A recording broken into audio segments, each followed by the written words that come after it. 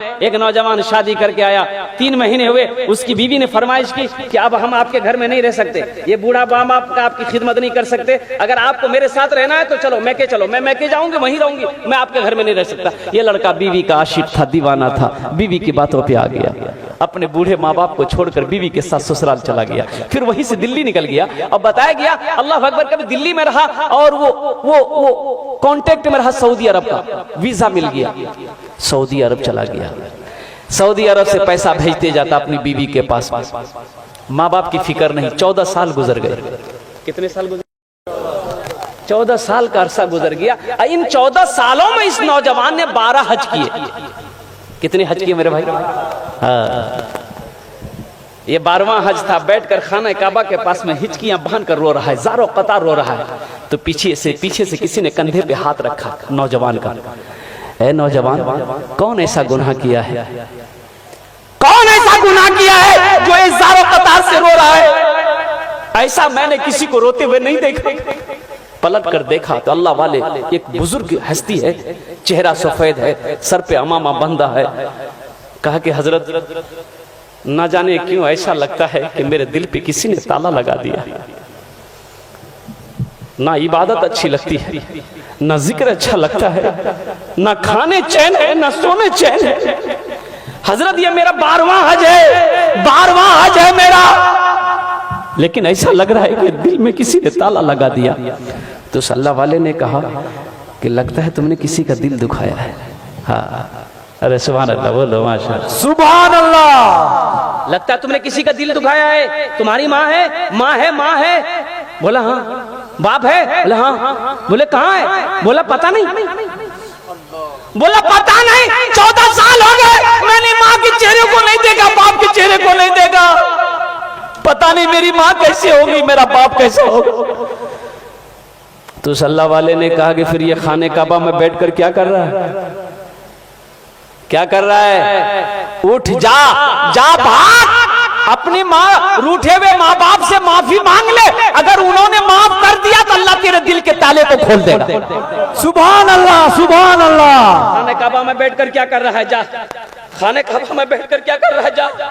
ये नौजवान उठा, रोता हुआ उठा, अपना डेरा आया, रूम के अंदर में आया है और कुर्बान जाओ टिकट बनाने में लग गया। फ्लाइट पकड़ा, हिंदुस्तान की सरजमीन पर अपना कदम रखा। अल्लाह अकबर कबीरा। और गाड़ी ली, एयरपोर्ट से गाड़ी लिया, सीधे अपने गांव के लिए रवाना हुआ। लेकिन कुर्बान जाओ, और देखा कि गांव में बहुत सारी बिल्डिंगें बन गई है। 14 साल का अरसा गुजर गया, उसका घर की जगह पता नहीं। एक बूढ़े मियाँ घास काट रहे थे बेटे। इस नौजवान ने कहा कि थोड़ा पूछ लूं अब्बा के बारे में, मम्मी के बारे में। तो उनसे पूछा कि चचा, ये अपना बाप का नाम लेके पूछा कि अब्दुल्ला साहब का घर कौन सा है?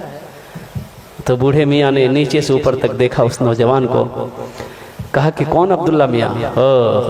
वो बेचारे तब इस दुनिया में नहीं रहे।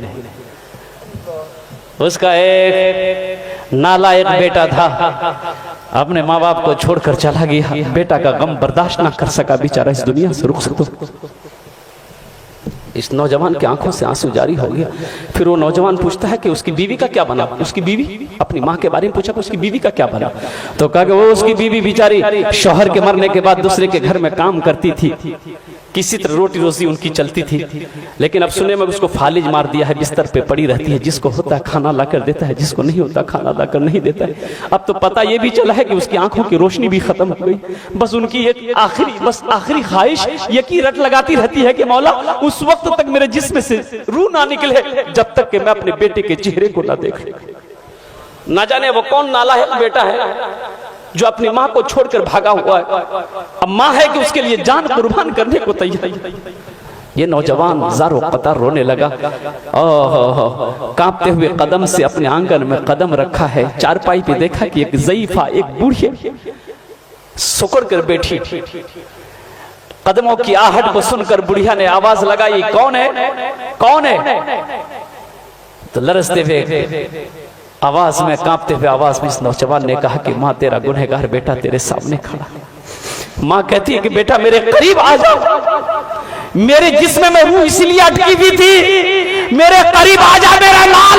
मेरी आंखों में रोशनी तो नहीं चाहिए जो तेरे चेहरे को देख सकूं, अपना चेहरा मेरे करीब कर दे ताकि हाथ फेर वो चेहरे पे, ताकि मेरे कलेजे को ठंडक मिल जाए। हाँ, पीते पीते दूध कभी चल में जब छुप जाते थे, पीते पीते दूध कभी चल में जब छुप जाते थे, खुद ठंडक में मां सोती गोदी में हम सो जाते थे। सुभान अल्लाह, सुभान अल्लाह। सो जाते थे। उस पल को याद करो ना मेरे बच्चों, जब हम छोटे थे, जब हम छोटे थे माँ की गोद में थे। ये हमारी माँ बैठी, बहनें बैठी, आज इनसे पूछो कुर्बान जाओ, बच्चे पखाना कर देता गोद में, माँ को नफरत नहीं होती, माँ नफरत नहीं करती औलाद से, अपने हाथों से उस गंदगी को साफ करती है, उस गंदगी को धोती है। और कुर्बान जाओ, बच्चे की तबीयत खराब हो जाए, माँ की आंखों से नींद खत्म हो जाती है, जब तक बच्चा सो ना जाए माँ को नींद नहीं आती। बताओ सही है कि नहीं है? इंशाल्लाह हाथ उठा के वादा करो अपने माँ बाप की खिदमत करेंगे इंशाल्लाह। जलसा सजाने वालों, मेरे नौजवानों, बच्चों सुनो, अगर ये जितने बैठे हैं ना यहाँ पर, जितने बैठे हो, अगर एक ने भी अगर अमल कर लिया इंशाल्लाह, एक ने भी अगर अमल कर लिया तो कसम खुदा की जलसा सजाने वाले का जलसा सजाना मकबूल हो जाएगा, आने वालों का आना मकबूल हो जाएगा, मुकर्रिर का तकरीर करना मकबूल हो जाएगा और सुनने वालों का सुनना मकबूल हो जाएगा। एक ने भी अगर अमल कर लिया, एक ने भी अगर अमल कर लिया, माँ बाप राजी, अल्लाह राजी, माँ बाप नाराज, अल्लाह नाराज। माँ बाप अल्लाह को राजी करना चाहते हो, माँ बाप को राजी कर लो, कसम खुदा की मेरा अल्लाह तुमसे राजी हो जाएगा, मेरा अल्लाह राजी हो जाएगा। कुरान में एक जगह नहीं, कई जगहों पर अल्लाह ने अपने साथ, अपनी इबादत के साथ साथ दूसरा जो हुक्म दिया वो ये हुक्म दिया कि अपने माँ बाप के साथ अच्छा सलूक करो, अपने माँ बाप के साथ अच्छा सलूक करो। रोजे का हुक्म नहीं दिया तुरंत अपनी इबादत के बाद कि मेरी इबादत कर चुका जाओ रोजा रखो, नहीं, अपनी इबादत के साथ अल्लाह ने कहा कि मेरे साथ किसी को शरीक ना बनाना, अपने माँ बाप के साथ अच्छा सलूक करना। अल्लाह अकबर कबीरा, कुर्बान जाओ।